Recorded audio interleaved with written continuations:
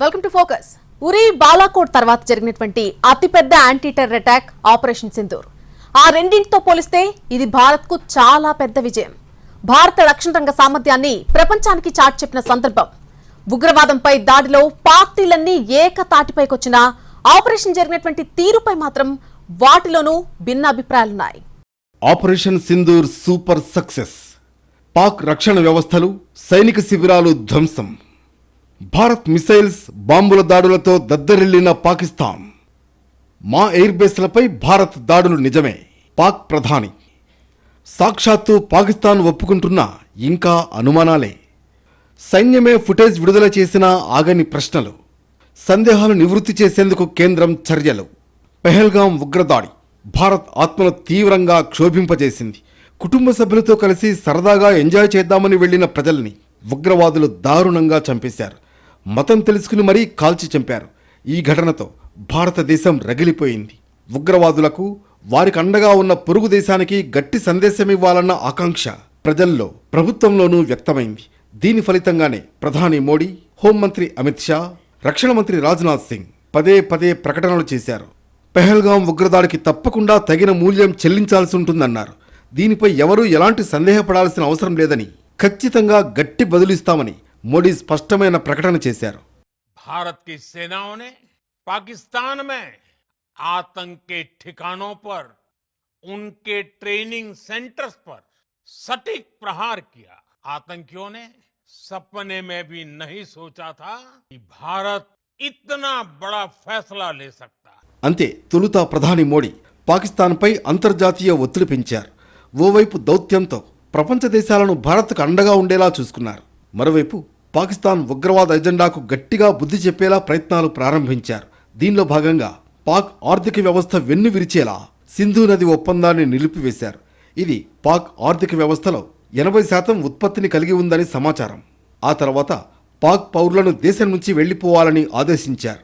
పాకిస్తాన్ ప్రధాని సహా విఐపీలు, ఇతర సోషల్ మీడియా అకౌంట్లను నిలిపివేశారు.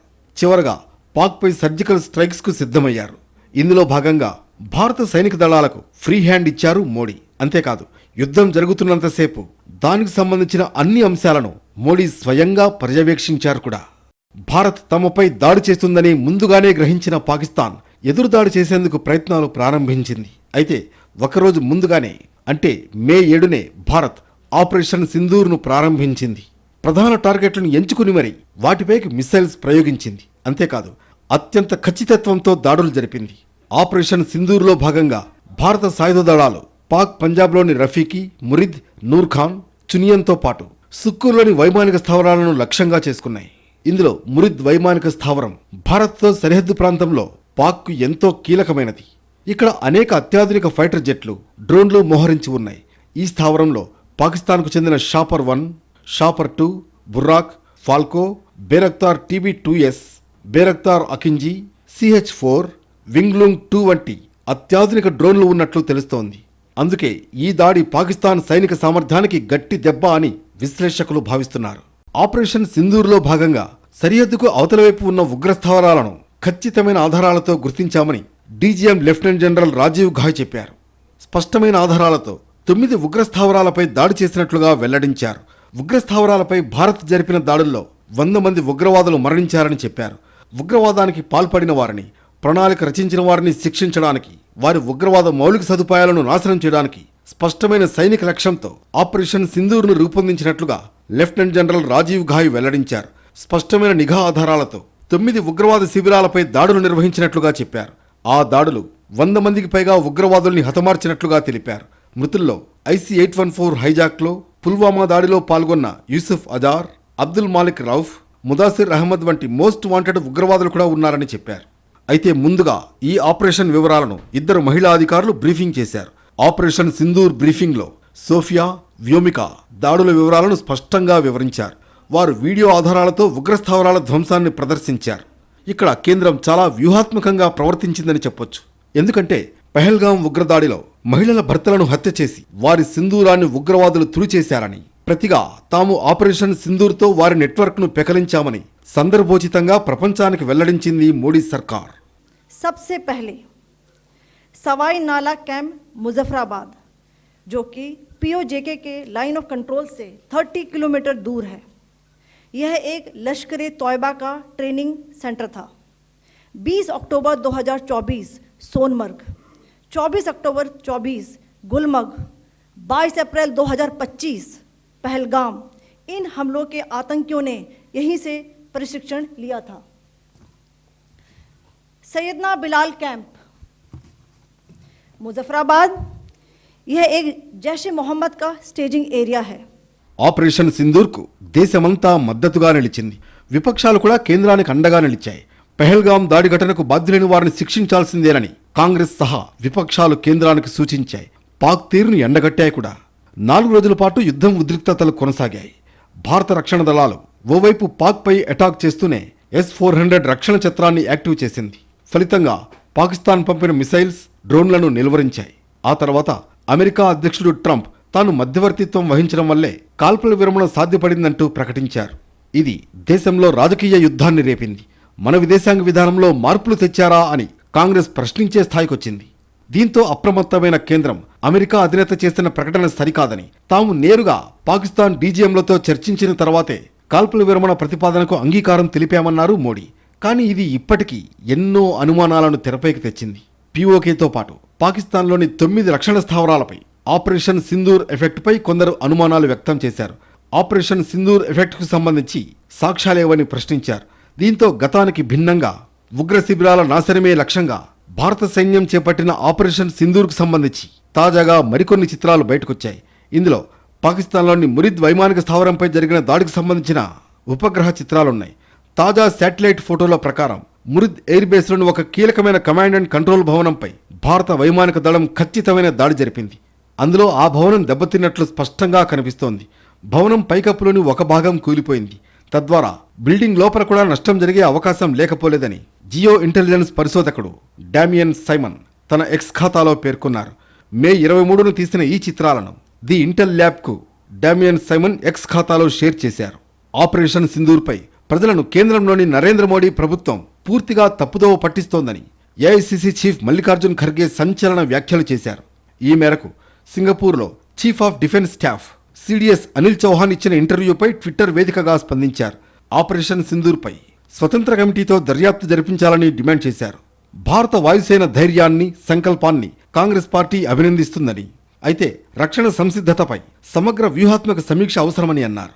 కాంగ్రెస్ పార్టీ కార్గిల్ సమీక్ష కమిటీ తరహాలో స్వతంత్ర నిపుణుల కమిటీతో రక్షణ శాఖ సంసిద్ధతపై సమీక్షించాలని డిమాండ్ చేసింది. ఈ సమీక్షలో ఆపరేషన్ సింధూర్ సమయంలో జరిగిన సవాళ్లు, వ్యూహాత్మక నిర్ణయాలు, సాంకేతిక లోపాలను విశ్లేషించాల్సిన అవసరం ఉందన్నారు. మే 10న డొనాల్డ్ ట్రంప్ ట్వీట్ తర్వాత విదేశాంగ కార్యదర్శి ప్రకటించిన శాంతి ఒప్పందం యొక్క నిబంధనలను మోడీ వెల్లడించడం లేదన్నారు. శాంతి ఒప్పందం యొక్క నిబంధనలు ఏంటనే విషయం 140 కోట్ల మంది భారతీయులు తెలుసుకోవాల్సిన అవసరం ఉందని మల్లికార్జున్ ఖర్గే అన్నారు. నిజంగానే ఆపరేషన్ సింధూర్ సక్సెస్ అయిందా? గతంలో ఎన్నడూ జరగని విధంగా భారత దళాలు పాక్లోకి చొచ్చుకెళ్లి ఉగ్ర శిబిరాలను నాశనం చేశాయా? భారత్ సైనిక శక్తి ముందు పాకిస్తాన్ తలొంచిందా? ఒకవైపు సాక్ష్యాధారాలతో సైన్యం వీడియోలు విడుదల చేసినా ప్రశ్నల పరంపర ఆగడం లేదు. పెహల్గాం ఉగ్రదాడి, దీనికి ప్రతీకారంగా భారత్ చేపట్టిన ఆపరేషన్ సింధూర్ సూపర్ సక్సెస్ అయింది. నేరుగా పాక్లోని ఉగ్ర శిబిరాలను టార్గెట్ చేసిన భారత రక్షణ దళాలు వాటిని తుత్తునియాలు చేశాయి. ఎంతలా అంటే పాక్ రక్షణ వ్యవస్థలు, ఆయుధ కర్మాగారాలను తీవ్రంగా దెబ్బతీశాయి. మరీ ముఖ్యంగా పాకిస్తాన్ ఎయిర్ బేస్లను ధ్వంసం చేయడంలో కీలక విజయం సాధించాయి. అంతేకాదు, గతంలో బాలాకోట్, యూరీ సర్జికల్ స్ట్రైక్స్ సమయంలో వచ్చిన అనుమానాలను మరోసారి తలెత్తకుండా ఉండేలా తగిన జాగ్రత్తలు చేపట్టాయి కూడా. భారత దాడులకు సంబంధించిన విజువల్స్ విడుదల చేశాయి. గతానికి భిన్నంగా భారత రక్షణ దళాల ఉన్నతాధికారులు నేరుగా ఈ ఆపరేషన్ సింధూర్ వ్యవహారాలపై మీడియాకు బ్రీఫింగ్ కూడా ఇచ్చారు. తాము అత్యంత ఖచ్చితత్వంతో పాక్ ఎయిర్ బేస్లు, ఉగ్రవాద స్థావరాలపై దాడులు చేశామని, ఈ దాడుల్లో 100 మందికి పైగా ఉగ్రవాదులు మృతి చెందారని తెలిపారు. ఇండియాపై పాకిస్తాన్ సరిహద్దుల నుంచి దాడి చేసేందుకు ప్రయత్నించగా 100% వాటిని అడ్డుకున్నామని తెలిపారు. తమ దాడులతో పాక్ బెంబేలెత్తిపోయిందని, ఫలితంగా చర్చలు జరుపుతామంటూ కాళ్లబేరానికి వచ్చినట్లు వెల్లడించారు ఉన్నతాధికారులు. ముఖ్యంగా భారత్ మహిళల సింధూరాన్ని తుడిచేసిన ఉగ్రవాదుల నెట్వర్క్ మూలాలను సింధూర్ ఆపరేషన్ ద్వారా తుదముట్టించామన్నారు భారత మహిళా సైనికాధికారి కల్నర్ ఖురేషీ వ్యోమికా సింగ్. ఈ దాడుల్లో ఎక్కడా ఎలాంటి పొరపాటు జరగలేదన్నారు. అంతేకాదు, ఈ ఆపరేషన్ ద్వారా పాకిస్తాన్ రక్షణ వ్యవస్థను తీవ్రంగా దెబ్బతీశామన్నారు. మొత్తంగా 9 కీలక సైనిక స్థావరాలు, ఉగ్రవాద శిబిరాలపై దాడులు విజయవంతంగా నిర్వహించామన్నారు. ఈ ఆపరేషన్ పూర్తయి కాల్పుల విరమణ ఒప్పందం కుదిరిన విషయాన్ని విదేశాంగ కార్యదర్శి విక్రమ్ మిస్రీ ప్రకటించారు. ఈ ఒప్పందం గురించి ప్రకటించిన తర్వాత మిస్రీ కుటుంబం ట్రోలింగ్కు గురైంది. అయితే ఈ సమయంలో చాలామంది ఉన్నతాధికారులు, దౌత్యవేత్తలు, రాజకీయ నాయకులు ఆయనను సమర్థించారు. ఆ కుటుంబానికి బాసటగా నిలిచారు. పెహల్గాం ఉగ్రదాడికి ప్రతీకారంగా భారత్ ఆపరేషన్ సింధూర్ చేపట్టి పాక్లోని ఉగ్ర శిబిరాలను సర్వనాశనం చేసింది. దీనికి ప్రతిగా పాకిస్తాన్ భారత్లోని ఆదంపూర్ వైమానిక స్థావరాన్ని లక్ష్యంగా చేసుకుని డ్రోన్లు, క్షిపణులతో దాడులు చేసింది. అయితే భారత వాయుసేన వాటన్నింటినీ నేలకూల్చింది. దీంతో ఏం చేయాలో తెలియక, దిక్కుతోచక పాక్ అబద్ధపు ప్రచారాలు చేయడం మొదలుపెట్టింది. రష్యా తయారీ S-400ను తాము ధ్వంసం చేశామని చెప్పుకుంటూ కొన్ని నకిలీ వీడియోలు, ఫోటోలు విడుదల చేసింది. అక్కడితో ఆగకుండా ఆదంపూర్ ఎయిర్పోర్ట్లో దెబ్బతిన్న S-400 ఉపగ్రహ ఛాయాచిత్రం అంటూ ఓ ఫోటోను విడుదల చేసింది. కానీ ఇక్కడే పాక్ దొరికిపోయింది. ప్రపంచం ముందు నవ్వుల పాలైంది. దీంతో పాకిస్తాన్ అబద్ధపు విష ప్రచారాన్ని తిప్పికొట్టేందుకు మోడీ ప్రయత్నాలు ప్రారంభించారు. ఏ ఎయిర్ బేస్నైతే ధ్వంసం చేశామని పాక్ ప్రధాని ప్రకటించారో ఆ ఆదంపూర్ ఎయిర్ బేస్ను మోడీ సందర్శించారు. పాకిస్తాన్ నాశనం చేసిందని చెప్పుకుంటున్న S-400 వ్యవస్థ ముందు నిలబడి మోడీ ప్రసంగించారు. మీరు బుల్లెట్లతో దాడి చేస్తే మీకు ఫిరంగులతో సమాధానమిస్తామంటూ గట్టిగా బదులిచ్చారు. ఈ పరిణామాలతో పాకిస్తాన్ చెబుతోంది కట్టుకథలే అని మన దేశంతో పాటు ప్రపంచానికి పూర్తి స్థాయిలో అర్థమైందని రక్షణ రంగం నిపుణులు చెబుతున్నారు. ఇక మొన్నటి యుద్ధం విషయంలో మాత్రం ఇలాంటి సందేహాలను తీర్చేందుకు ప్రభుత్వం శాయశక్తులా ప్రయత్నించింది. భారత దాడులకు సంబంధించిన విస్తృతమైన వీడియోలను మీడియా ముందు ఉంచింది. ఎప్పటికప్పుడు సైనికాధికారుల ప్రెస్ కాన్ఫరెన్స్లు నిర్వహించింది. మీడియాను స్వయంగా సరిహద్దుల దాకా తీసుకెళ్లింది. భారత్ దాడుల తర్వాత పాకిస్తాన్లో కూడా కొంత విధ్వంసం అక్కడి మీడియాలో కనిపించింది.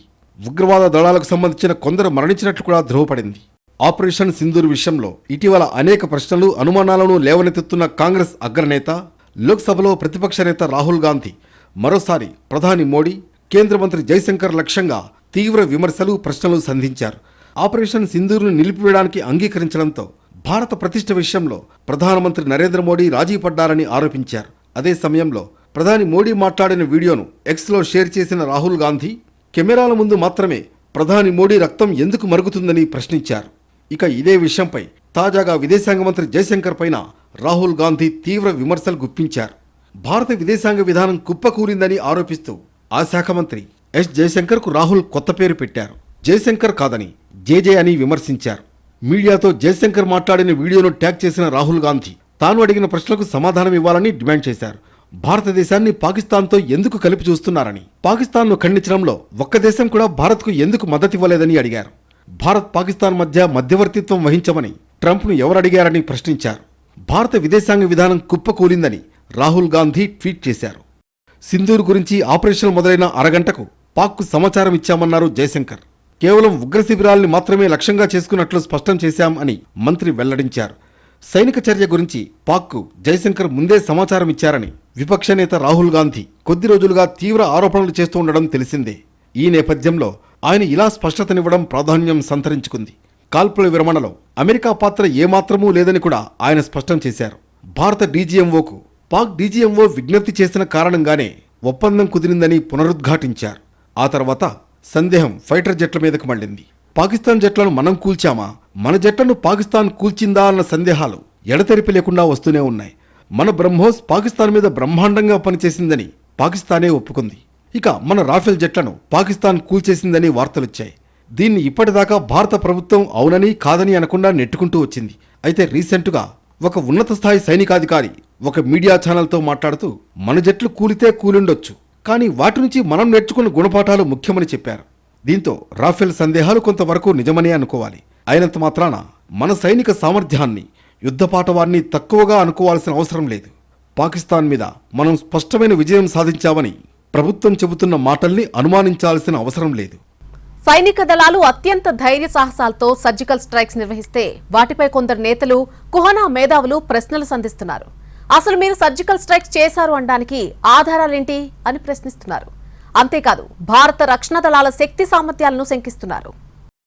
వాస్తవానికి 2016లో ఉరీ సర్జికల్ స్ట్రైక్, 2018లో జరిగిన బాలాకోట్ వైమానిక దాడులతో పోలిస్తే లేటెస్ట్గా జరిగిన ఆపరేషన్ సింధూర్ పూర్తిగా భిన్నమైందని చెప్పొచ్చు. ఈ మూడు పాక్ ఉగ్రవాదానికి వ్యతిరేకంగా భారత్ చేపట్టినప్పటికీ వాటి పరిధి, అమలు, సాంకేతికత, లక్ష్యాలు మరియు భౌగోళిక రాజకీయ ప్రభావంలో తేడా ఉంది. సింధూర్ ఆపరేషన్లో పాకిస్తాన్లోని బహవల్పూర్లోని మర్కజ్ సుబాన్ అల్లా వద్ద ఉన్న జైషే మహమ్మద్ ప్రధాన కార్యాలయంతో సహా 9 ఉగ్రవాద స్థావరాలపై భారత్ దాడి చేసింది. ఉరీ సర్జికల్ దాడిలో పాకిస్తాన్ ఆర్మీ పోస్టుపై దాడి చేయగా 2019లో బాలాకోట్లోని ఉగ్రవాద శిబిరాన్ని లక్ష్యంగా చేసుకున్నారు. 2016 సెప్టెంబర్ 8న జైషే మహమ్మద్ ఉగ్రవాదులు ఉరీలోని బ్రిగేడ్ ప్రధాన కార్యాలయంపై దాడి చేసిన తర్వాత భారత సైన్యం సర్జికల్ దాడి చేసింది. ఫిబ్రవరి 14, 2019 జరిగిన పుల్వామా ఉగ్రవాద దాడికి ప్రతీకారంగా పాకిస్తాన్లోని ఖైబర్ పఖ్తూన్ఖ్వా ప్రావిన్స్లోని మన్షేరా జిల్లాలోని బాలాకోట్లోని జైషే మహమ్మద్ స్థావరంపై భారత వైమానిక దళం బాంబు దాడి చేసింది. పుల్వామా ఉగ్రదాడిలో 40 మంది సిఆర్పీఎఫ్ సైనికులు మరణించారు. 26 మంది పౌరులు మరణించిన పహల్గాం ఉగ్రవాద దాడికి ప్రతిస్పందనగా ఆపరేషన్ సింధూర్ జరిగింది. దీనికి గాను రెసిస్టెన్స్ ఫ్రంట్ తన బాధ్యతను ప్రకటించింది. ఉరీ సర్జికల్ దాడిలో కమాండోల చిన్న బృందాలు దాడులు నిర్వహించి ఉగ్రస్థావరాలను ధ్వంసం చేసి దాదాపు 40 మంది ఉగ్రవాదుల్ని హతమార్చింది. 12 మిరాజ్ 2000 జెట్లు బాలాకోట్కు వెళ్లి బాలాకోట్ దాడిలో స్పైస్ 2000 మరియు పుపాయ్ ప్రిసిషన్ గైడెడ్ ఆయుధాలతో ఉగ్రవాద స్థావరాలపై బాంబు దాడి చేశాయి. పెద్ద సంఖ్యలో ఉగ్రవాదులను చంపినట్లు కేంద్రం ప్రకటించింది. అయితే అప్పుడు నాటి విపక్షం కాంగ్రెస్ ఈ చర్యల్ని ప్రశ్నించింది. అసలు సర్జికల్ స్ట్రైక్ జరిగినట్లు ఆధారాలేవని ప్రశ్నించింది కూడా. దీనిపై సాక్షాత్తు సైన్యం వివరణివ్వాల్సి వచ్చింది కూడా. పుల్వామా ఉగ్రదాడికి ప్రతీకారంగా పాక్ ఆక్రమిత కాశ్మీర్లోని బాలాకోట్ ఉగ్రవాద స్థావరాలపై భారత్ వైమానిక దాడులు చేసింది. ఈ సందర్భంగా వింగ్ కమాండర్ నడుపుతున్న యుద్ధ విమానం పాక్ భూభాగంలో కూలింది. అభినందన్ వర్ధమాన్ను పాక్ భద్రతా బలగాలు చుట్టుముట్టి బంధించాయి. ఈ నేపథ్యంలో యుద్ధంలో దొరికిన జవాన్లను తిరిగి వారిని స్వదేశానికి అప్పగించాలంటూ గతంలో జెనీవా ఒప్పందం మేరకు అభినందన్ వర్ధమాన్ను భారత్కు అప్పగించారు. అయితే ఉరీ సర్జికల్ స్ట్రైక్ చేపట్టిన భారత్ సర్కార్ రక్షణ బలగాలను ప్రశంసించిన ఆప్ అధినేత కేజ్రీవాల్ వాటికి సాక్ష్యాలను చూపాలన్నారు. పాకిస్తాన్ చేస్తున్న విష ప్రచారాన్ని తిప్పికొట్టేందుకు తమకు సాక్ష్యాలు కావాలన్నారు కేజ్రీవాల్. అయితే పహల్గాం దాడి తర్వాత జరిగిన పరిణామాలకు సంబంధించి కాంగ్రెస్ పార్టీ ఎంపీ, పంజాబ్ మాజీ ముఖ్యమంత్రి చరణ్జీత్ సింగ్ చన్నీ షాకింగ్ కామెంట్లు చేశారు. గతంలో ఉగ్రదాడులు జరిగిన తర్వాత భారత్ నిజంగానే పాక్పై పగ తీర్చుకుందా అని, సర్జికల్ స్ట్రైక్స్ జరిపిందా అని అనుమానం వ్యక్తం చేశారు. అవి జరిగినట్లు ఇప్పటి వరకు ఎలాంటి ఆధారాలు లేవని, కనీసం అందుకు సంబంధించిన ఏ ఒక్క ఫోటో కూడా విడుదల కాలేదని అన్నారు. అలాగే ఇప్పటికైనా ఆ దాడులకు సంబంధించిన ఆధారాలు చూపించాలని డిమాండ్ చేశారు. కాంగ్రెస్ నేతల వైఖరిపై బీజేపీ తీవ్రంగా విరుచుకుపడింది. సైనిక దళాల రక్షణ సామర్థ్యంపై కాంగ్రెస్ నేతలకు నమ్మకం లేదని బీజేపీ నేతలు ఆరోపించారు. కాంగ్రెస్ పార్టీ భారత సాయుధ దళాలను నిరాశపరుస్తోందని, తమ రాజకీయ ప్రకటనల ద్వారా పాకిస్తాన్కు మద్దతిస్తోందని ఆరోపించారు. బయటకు ఇది కాంగ్రెస్ వర్కింగ్ కమిటీ కావచ్చు, కానీ లోపల ఇది పాకిస్తాన్ వర్కింగ్ కమిటీ అని దుయ్యబట్టారు. పుల్వామా ఉగ్రవాద దాడికి ప్రతిస్పందనగా 2019లో భారత సాయుధ దళం నిర్వహించిన సర్జికల్ స్ట్రైక్స్ ప్రామాణికతను కాంగ్రెస్ ఎంపీ చరణ్జీత్ సింగ్ చన్నీ ప్రశ్నించడాన్ని సంబిత్ పాత్ర విమర్శించారు. పాక్ ఉగ్రకుట్రల్ని ప్రపంచానికి తెలిపేందుకు భారత ప్రతినిధి బృందాలు విదేశాల్లో పర్యటిస్తున్నాయి. కాంగ్రెస్ సీనియర్ నేత ఎంపీ శశిథరూర్ నేతృత్వంలోని దౌత్య బృందం పనామాలో పర్యటిస్తున్నారు. 4 దశాబ్దాలుగా భారత్ అనేక ఉగ్రదాడులను ఎదుర్కొందని, ఈ బాధను, నష్టాన్ని భరిస్తూ అంతర్జాతీయ సమాజానికి చెప్పుకోవడం ఇకపై ఆమోదయోగ్యం కాదని స్పష్టం చేశారు. మాపై ఏం జరుగుతుందో చూడండి, మాకు సాయం చేయండి, నేరస్తుల్ని గుర్తించి శిక్షించేలా ఒత్తిడి తీసుకురండని అడగడం ఇక సరికాదు అని ఆయన అన్నారు. 2008 ముంబై ఉగ్రదాడుల ఘటనను ప్రస్తావించారు. మా వద్ద అన్ని ఆధారాలున్నాయి. ఉగ్రవాదుల్లో ఒకడైన అజ్మల్ కసబ్ను ఒక ధైర్యవంతుడైన పోలీస్ అధికారి ప్రాణత్యాగం చేసి మరీ పట్టుకున్నారు. అతడిని, పాకిస్తాన్లోని అతడి ఇంటిని, చిరునామాను, గ్రామాన్ని గుర్తించారు. భారత్తో పాటు పాశ్చాత్య నిఘా సంస్థల వద్ద కూడా ముంబైలో హంతకులకు పాకిస్తానీ హ్యాండ్లర్ నిమిషానికి సూచనలిచ్చిన భయంకరమైన సంభాషణల రికార్డింగులున్నాయి. దాడులు జరుగుతున్నప్పుడే అన్ని ఆధారాలు సేకరించి నివేదికలు సిద్ధం చేశారు. కానీ ఏం జరిగింది? ఈ దారుణానికి పాల్పడిన వారిలో ఒక్కరినైనా ప్రశ్నించారా, శిక్షించారా అంటే లేదనే చెప్పాలి. పాకిస్తాన్ దురదృష్టవశాత్తు ఉగ్రవాదాన్ని ప్రోత్సహించే విధానాన్ని ఎంచుకుంది అని థరూర్ వివరించారు.